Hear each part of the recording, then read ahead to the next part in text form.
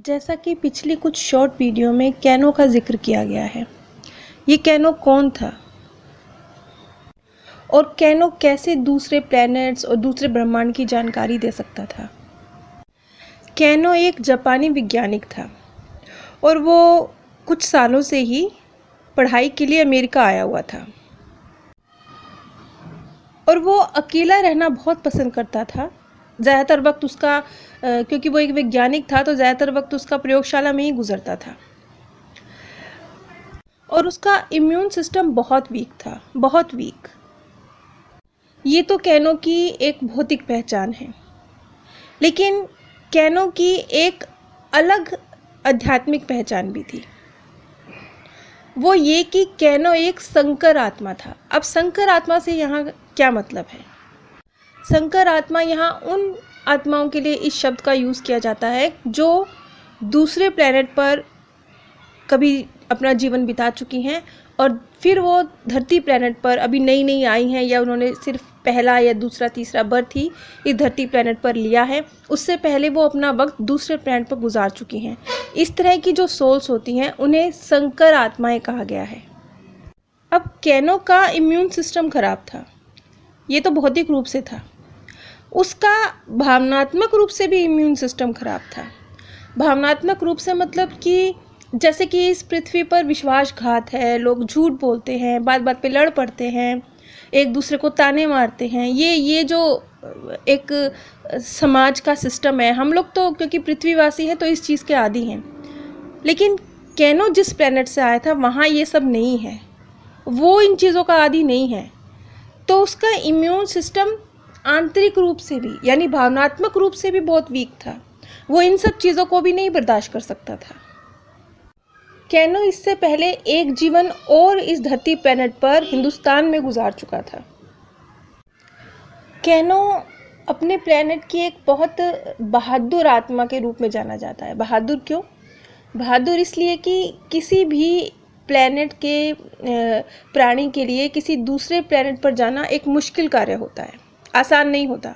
जैसे मान लीजिए आप हिंदुस्तान में रहते हैं, आपको जैपनीज़ नहीं आती है, आपको जैपनीज़ खाना भी पसंद नहीं है, आपको जैपनीज़ तौर तरीके नहीं आते हैं, आपको जैपनीज़ भाषा नहीं आती है, लेकिन आप जापान में जाकर बस जाते हैं तो आपके लिए ज़िंदगी मुश्किल हो जाएगी ना। लेकिन फिर भी आप एक बहादुर इंसान हैं जो आप डरे नहीं और आपने कहा कोई बात नहीं, मैं जापान में भी जीवन जी लूँगा। तो बस कुछ ऐसे ही समझ लीजिए कि एक प्लेनेट, वो भी कौन सा प्लेनेट? वो प्लेनेट जो कि एक मानसिक जगत है, शांत प्लेनेट है, एक सुकून, कंपैरेटिवली पृथ्वी के तो आप उसे अधिक सुकून में कह सकते हैं, बहुत सुकून में नहीं क्योंकि वहाँ पर भी अपनी परीक्षाएं हैं, सब कुछ है, लेकिन कंपैरेटिवली पृथ्वी के सुकून में स्थान कह सकते हैं क्योंकि वो सिर्फ मानसिक जगत है। तो एक ऐसे प्लेनेट को छोड़कर धरती जैसे मुश्किल प्लेनेट पर जीवन का चुनाव कर लेना, ये एक बहादुर आत्मा के लक्षण ही हो सकते हैं। और कैनो ने इतनी हिम्मत क्यों दिखाई? कैनो ने इसलिए इतनी हिम्मत दिखाई क्योंकि एक तो वो बहुत ही यात्राएं करना पसंद करने वाली सोल था, एक तो ये। दूसरा पृथ्वी जैसे मैंने बताया था शॉर्ट्स में भी कि पृथ्वी अंतर्दृष्टि से भरपूर, बुद्धिमान और अधिक तेजी से जो तरक्की की सीढ़ियाँ चढ़ पाते हैं, इस तरह की आत्माओं का स्थान है।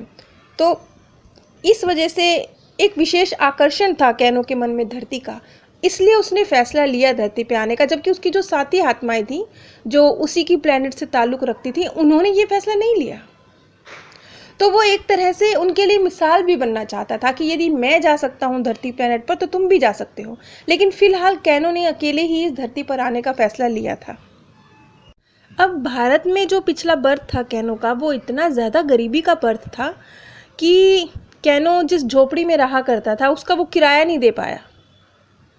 तो एक तरह से जो मालिक था उसको एक दूसरी फैमिली जो एक बच्चा गोद लेना चाहती थी, तो वो कैनो की बेटी को उसके जो झोपड़ी का मालिक था उसको किराए का भुगतान करके उसकी बेटी को लेकर चले गए थे। एक्चुअली उन्होंने उसकी बेटी को गोद लेने की बात कही थी, लेकिन ये सब कुछ कैनो की मर्जी के खिलाफ हुआ था।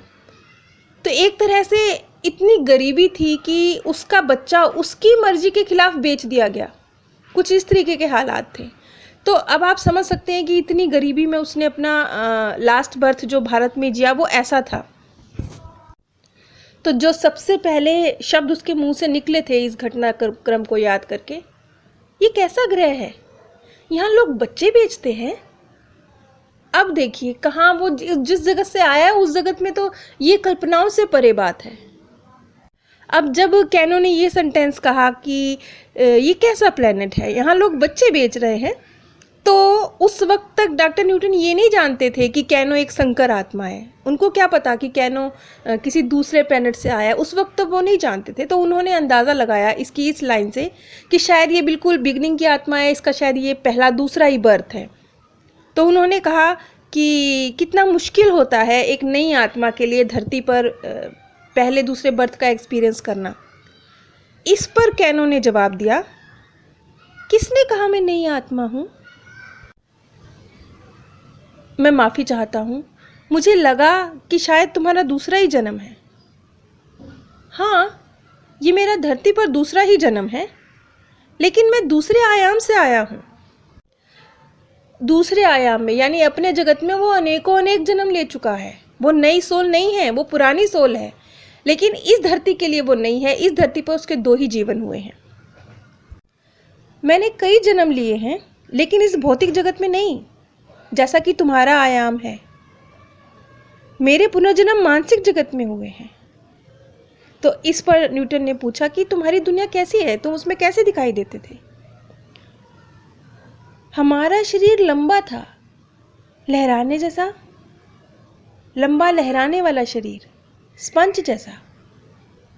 कंकाल का ढांचा नहीं था, उल्टे हम तो ऐसे थे जैसे पारदर्शी रुपहला प्रकाश।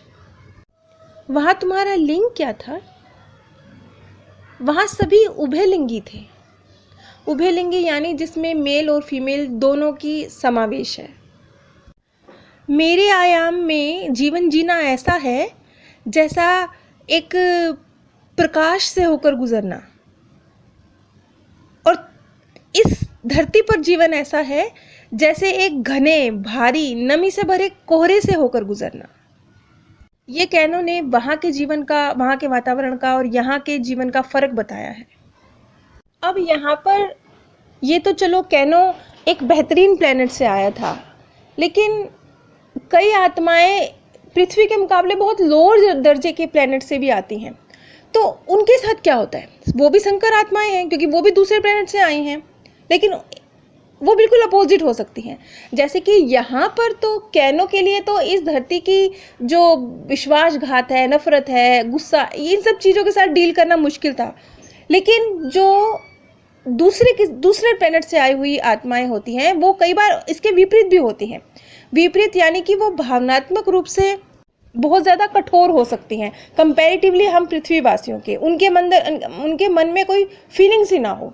वो किसी का कत्ल भी कर डाले तो एकदम रिलैक्स होकर, वो कुछ भी कर डाले उन्हें कोई फ़र्क ही ना पड़े। भावनात्मक जो स्तर है उनका, वो पृथ्वी के जो वासी हैं, हम लोग हैं, हमारे भावनात्मक स्तर से उनका स्तर मैच नहीं करता। ऐसी भी आत्माएं हैं। तो हर प्लेनेट की अपना एक अलग वातावरण है, हर ब्रह्मांड की अपनी एक अलग दुनिया है, अलग तरह के जीव हैं।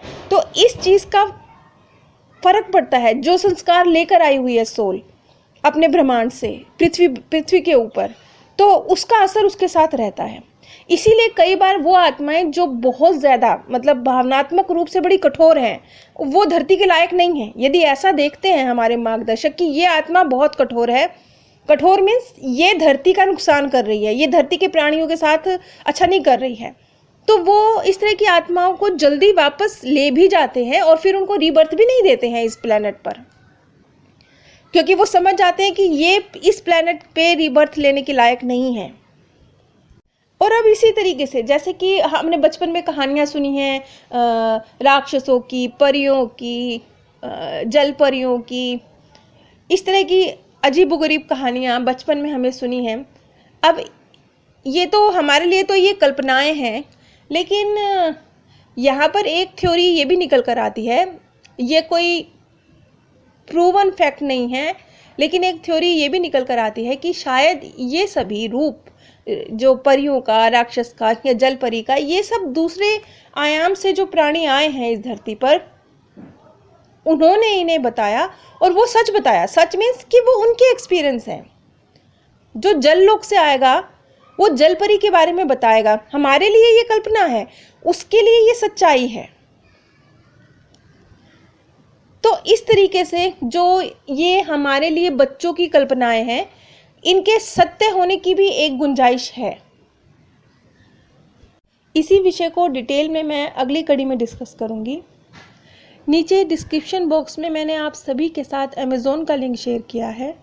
अगर आप लोग इस लिंक के माध्यम से कुछ भी परचेज़ करते हैं तो बिना कोई आर्थिक नुकसान उठाए, बिना एक भी पैसा एक्स्ट्रा खर्च किए आप इस ज्ञान के प्रसार में सहयोग दे सकते हैं। और नीचे डिस्क्रिप्शन बॉक्स में ही मैंने अपने second channel path of happiness का लिंक भी शेयर किया हुआ है, जिस पर इस समय सेम सोल मैनी बॉडीज़ की सीरीज़ चल रही है और मैनी लाइफ मैनी मास्टर की सीरीज़ भी वहाँ ख़त्म हो चुकी है। अगर आप इन वीडियोस को इन सीरीज़ को सुनना चाहते हैं तो कृपया मेरे second channel path of happiness पर ज़रूर विजिट कीजिए। आप सभी पर परमात्मा सौंदर्य, प्रेम और आनंद सदैव बरसता रहे। आप सभी दिव्य परम धाम में स्थान प्राप्त करें। आप सभी पर परमात्मा सौंदर्य, प्रेम और आनंद सदैव बरसता रहे। जैसा कि पिछली कुछ शॉर्ट वीडियो में कैनो का जिक्र किया गया है, ये कैनो कौन था और कैनो कैसे दूसरे प्लैनेट्स और दूसरे ब्रह्मांड की जानकारी दे सकता है।